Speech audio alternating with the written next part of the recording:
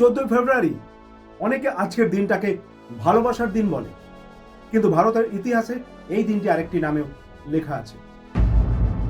ত্যাগের দিন, রক্তের দিন, চোখের জলের দিন।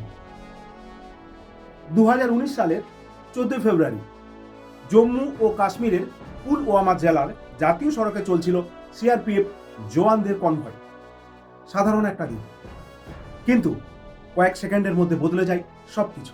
একটা বিস্ফোরক বোঝাই গাড়ি, একটা ভয়াবহ বিস্ফোরণ, আর মুহূর্তের মধ্যে 40 জন সাহসী জওয়ান শহীদ।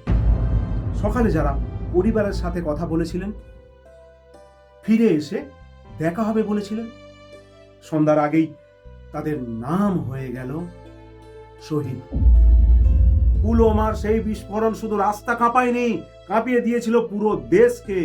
দেশ জুড়ে মানুষ মোমবাতি জ্বালিয়েছে, চোখে জল নিয়ে বলেছে, আমরা ভুলবো না।